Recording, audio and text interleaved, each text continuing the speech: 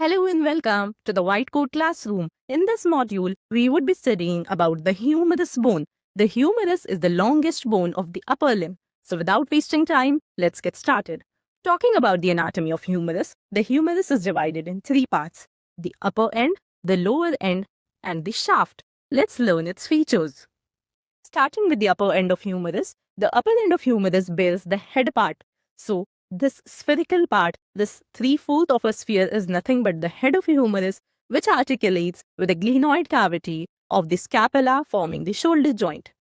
So this is how the head of humerus articulates with the glenoid cavity of scapula forming the shoulder joint. Talking about the head is directed medially as well as it faces somewhat backwards as well as upwards. So the direction of head is medially backward and upward. Talking about the second feature of the upper end of humerus, we have an elevation which is present on the anterior aspect of humerus. So this elevation is called as the lesser tubercle of humerus. Here it is the greater tubercle, and on the greater tubercle we have three impressions: the upper, the middle, and the lower impression. The next we have is intertubercular sulcus. So this is the intertubercular sulcus, which is present between the lesser tubercle and the greater tubercle, and this space is the bicipital groove, also called as intertubercular sulcus. This sulcus has two lips, the medial lip and the lateral lip. So the medial lip is extension of the lesser tubercle of humerus, while the lateral lip is the extension of the greater tubercle of humerus. Now, after that, let's see the neck of humerus. So humerus has three necks. The first one is the anatomical neck of humerus. Talking about the anatomical neck of humerus, the anatomical neck of humerus separates the head part from the rest of humerus. So this line represents the anatomical neck of humerus. After the anatomical neck, let's see the surgical neck of humerus. So the surgical neck of humerus separates the upper end of the humerus from the shaft. So this line represents the surgical neck of humerus. Next we have is the morphological neck of humerus. The morphological neck of humerus lies 0.5 centimeter above the surgical neck. So this is the surgical neck of humerus, which separates the upper end from the shaft. Approximately 0.5 centimeter above it, we have is the orthological neck of humerus. And the importance of morphological neck is it is nothing but representation of the epiphyseal line. Quickly revising what we have studied in the upper end, we have the head part directing upwards medially as well as backward.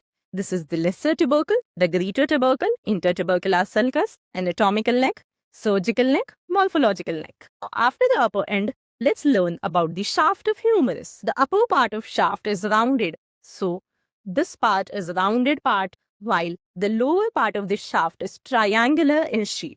So let's learn about the shaft in detail. Now, as we have mentioned, the upper end is rounded while the lower half of shaft is triangular in shape. So because of the triangular shape, it bears three borders in the three surfaces. Starting with the borders, we have the anterior border. This is the anterior border, the medial border, and the lateral border. So this is the lateral border.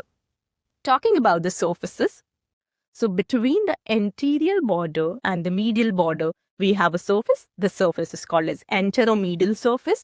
Between the anterior border and the lateral border, we have this anterolateral surface, and between the medial border and the lateral border, posteriorly we have a surface. So this surface is called as the posterior surface.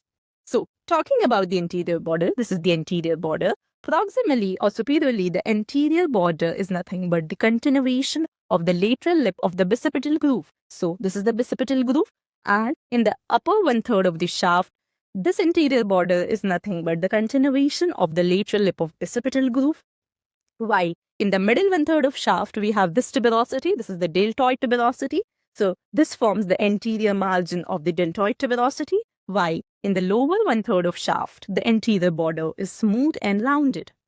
Now, talking about the lateral border, this is the lateral border. The lateral border continues as the lateral supracondylar ridge. So this is the lateral supracondylar ridge, which continues as the lateral border in the lower 1/3 of shaft. While in the middle of shaft, there is presence of radial groove. So it is interrupted by the radial groove. So it is like this. While talking about the superior aspect, on the superior aspect, it is barely traceable up to the posterior border of the greater tubercle of humerus. Now, talking about the medial border The medial border continues from the medial lip of the intertubercular sulcus. It runs downwards, while in the inferior part it continues as the medial supracondylar ridge. Now, after learning about the borders, let's learn about the surfaces, starting with the anterolateral surface. So this is the anterolateral surface. This is middle of shaft, and just above the middle of shaft there is presence of a roughened area called as the deltoid tuberosity, a V-shaped tuberosity.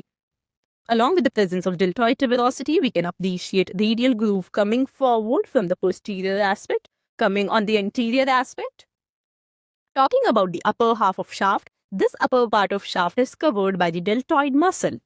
Now, let's appreciate the anteromedial surface. So this is the anteromedial surface. In the upper 1/3 of the anteromedial surface, there is a narrow space that is the bicipital groove. So there is floor of the bicipital groove on the anteromedial aspect. While in the middle of the shaft, there is presence of a foramina called as the nutrient foramina. So this is the nutrient foramina which supplies to the humerus bone. So that's it about the anteromedial surface. Let's see the posterior surface. Posterior surface is bounded medially by the medial border and laterally by the lateral border. So in the upper 1/3 of the shaft of the posterior aspect, there is an oblique ridge which is present on the upper part, while in the middle 1/3 of shaft, there is presence of a radial groove. So this is presence of a radial groove.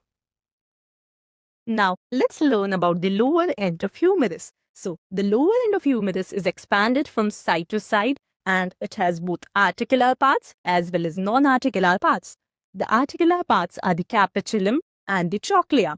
So, the capitulum articulates with the head of radius and trochlea which articulates with the ulnar bone. So, let's see how. So, this is how the head of the radius articulates with the capitulum of the humerus.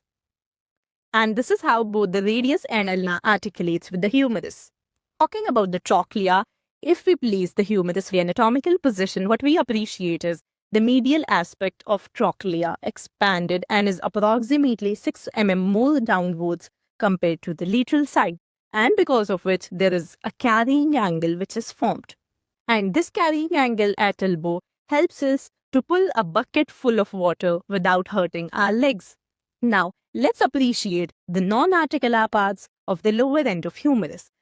So we have two epicondyles, the medial epicondyle and the lateral epicondyle. Talking about the medial epicondyle is larger in size compared to the lateral epicondyle, and superiorly the medial epicondyle continues as medial supracondylar ridge or medial supracondylar line, while the lateral epicondyle continues as lateral supracondylar ridge.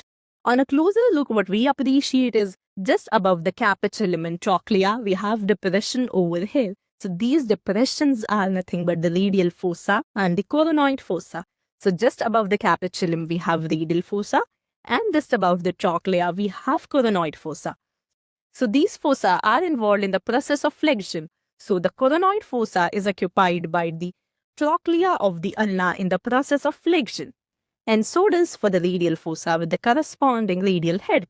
Now, on the posterior aspect, we have again a fossa. This fossa is called as the olecranon fossa. This olecranon fossa articulates with the olecranon process of ulna in the process of extension. So like this, in the process of extension. So in the flexion like this, and in the extension, it articulates with the ulna. And that's it about the features of the humerus bone. Let's learn the side determination of this humerus. For the sake of side determination, we must know the bone in all the three axes. So, for identification of upper and the lower end, the head part lies in the upper end while the lower end is expanded. So, from this we can identify the upper end and the lower end. The next thing is we will be identifying the medial side and the lateral side. So, the head directs towards the medial aspect. So, this is the head part and it is directing towards it. So, this is the medial side, while this side is the lateral side. From this, we identify the medial and the lateral aspect. The next thing is, for the sake of identification of anterior and posterior aspect, what we must remember is the lesser tubercle of humerus is in the anterior aspect along with the bicipital groove. So this is the lesser tubercle and this is the bicipital groove. These structures are visualized in the anterior aspect. Now, for the sake of side determination, we will be using this pictogram as reference. So, suppose I'm considering it to be left humerus. So if I'm considering it left humerus, this is the upper end, this is the lower end. That is correct. The next thing is, for the sake of identification of medial and lateral, what we are appreciating is the head should be directing medially, but in this case, with a reference to the left side, the head is directing laterally, while the anterior and posterior are correct. But as the head is directing laterally in this case, this can't be the left humerus. Now I'm considering it to be right humerus. So if I'm considering it to be right humerus, this is the upper end and the lower end. That's correct. The anterior aspect, in the anterior aspect, we can appreciate the bicipital groove and lesser tubercle. So this is the anterior, this is the posterior. That's again correct. Is directing medially. That's again correct. This humerus belongs to the right side.